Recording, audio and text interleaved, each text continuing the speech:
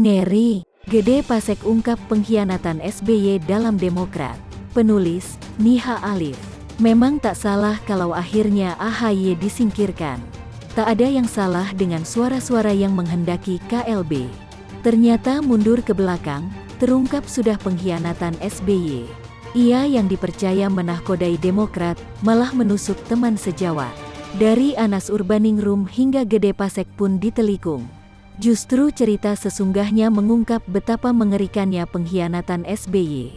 Partai berlambang Mercy tersebut memang sempat berbuah manis saat figur yang diusungnya jadi presiden 2 periode. Tapi, bukan berarti perfeksionisme partai yang terlihat dari luar memang nyata di dalam.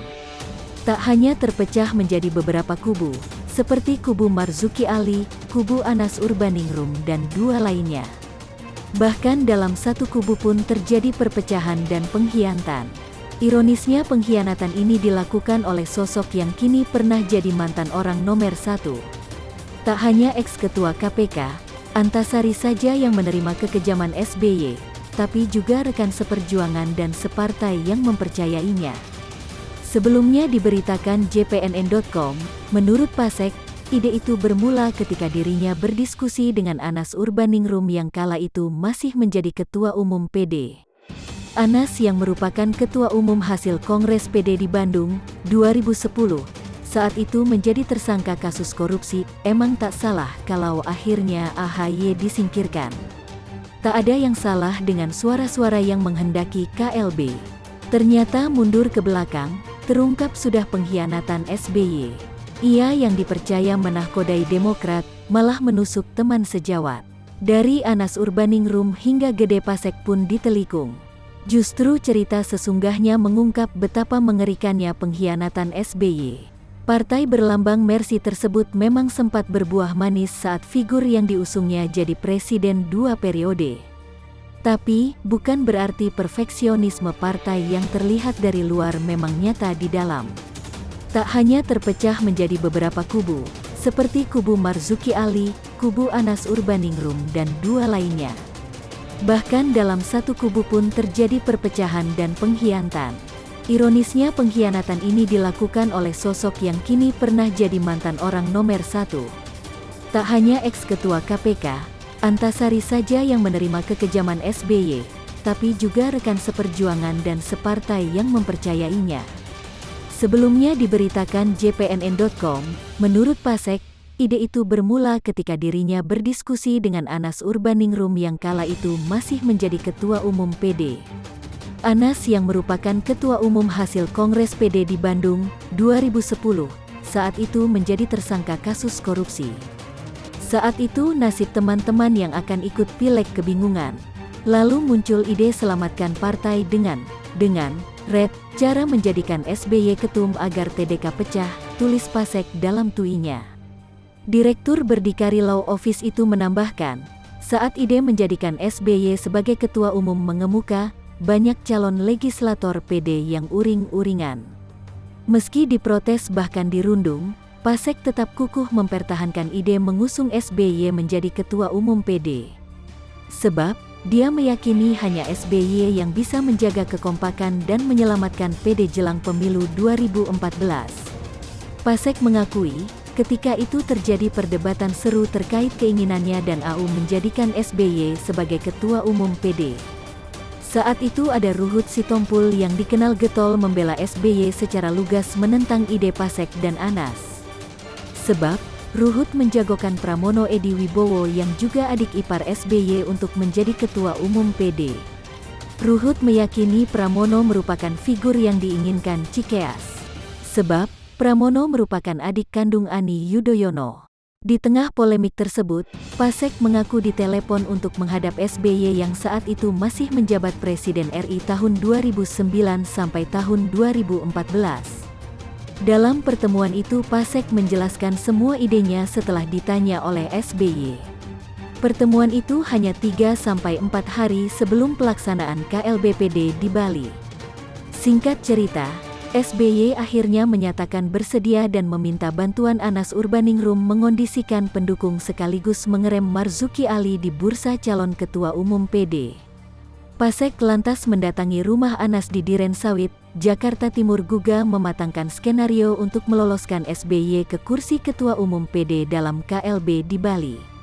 Bahwa hasilnya, Ed Sebyudoyono bersedia jadi ketum dan ini langkah taktis selamatkan teman-teman untuk maju pileg tidak terganggu. AU tersenyum penuh makna tetapi langsung mulai menelepon daerah, sambung Pasek dalam tweetnya. Namun, Pasek mengaku tak mengikuti KLBPD di Bali. Untuk itu, dia meminta izin langsung kepada SBY lewat BlackBerry Messenger, BBM. Sebab banyak DPD dan DPC mau ketemu AU, Anas, Red di Bali.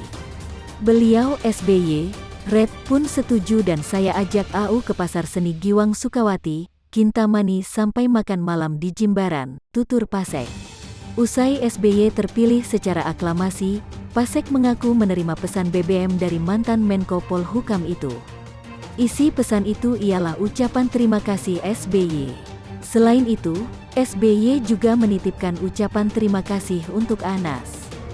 Tak hanya itu, SBY juga meminta nama-nama politikus PD dari kubu Anas.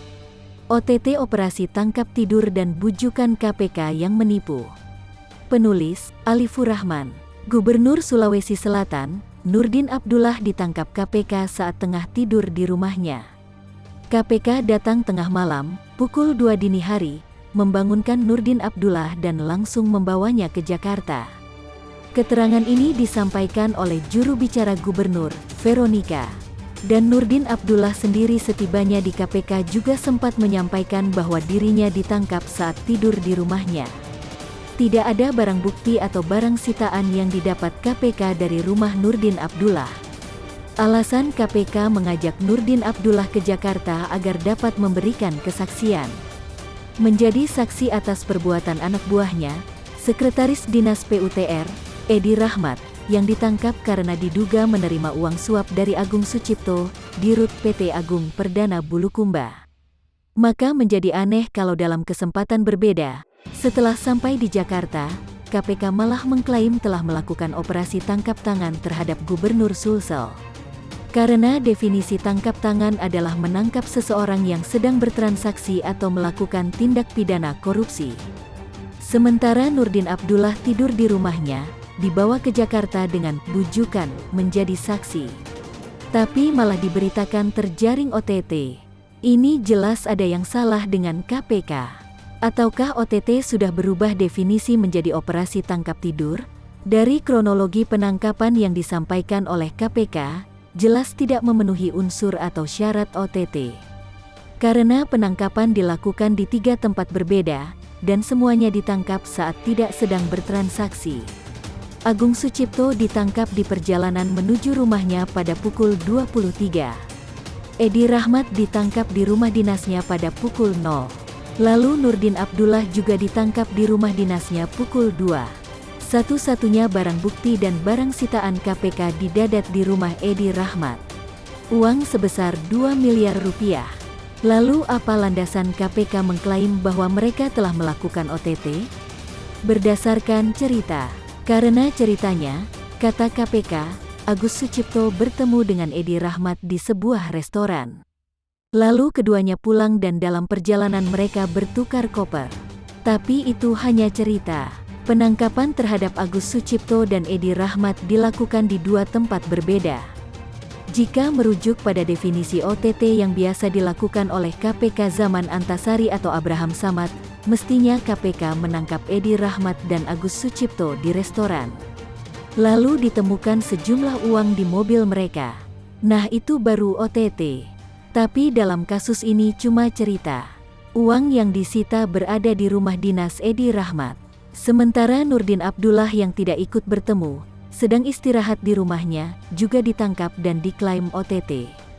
Ini apa-apaan? Bagi saya proses OTT ini tidak biasa, atau katakanlah janggal. Masalahnya, kejanggalan ini bukan yang pertama kalinya. Januari tahun 2020 lalu, juga pernah ada kasus KPU Wahyu Setiawan yang juga diklaim sebagai OTT. Padahal, penangkapan dilakukan di 3 tempat berbeda juga. Mirip dengan kasus Gubernur Sulsel ini, tidak ada transaksi, tapi diklaim OTT. Wahyu Setiawan ditangkap di Bandara Soekarno-Hatta. Lalu Agustiani Theo Feidelina ditangkap di rumah pribadinya, Depok, dan KPK mengamankan uang sebesar 400 juta rupiah dalam pecahan dolar Singapura. Dan Saiful ditangkap di Jalan Sabang, Jakarta. Kejanggalannya bukan sekedar klaim soal OTT yang padahal OTW, tapi juga karena kasusnya tentang PAW atau pergantian antar waktu. Jadi Saiful diklaim membayar Wahyu selaku KPU dan Agustiani sebagai Bawaslu untuk memuluskan permohonan PAW dari Rizky Aprilia kepada Harun Masiku. Kenapa janggal? Karena PAW ini pernah dilakukan oleh semua partai. Semua partai paling sering melakukan PAW adalah Hanura. Menjadi pertanyaan kenapa yang dipermasalahkan hanya dari PDIP? Lebih dari itu, KPK sempat memaksa untuk menggeledah kantor DPP PDIP tanpa surat. Hanya berdasarkan alasan atau asumsi bahwa kasus suap ini merupakan instruksi Hasto Kristianto. Padahal tidak ada bukti yang mengarah ke sana. Posisi Nurdin Abdullah menurut saya sama seperti Hasto Kristianto. Dia tidak terlibat dalam transaksi dan komunikasi.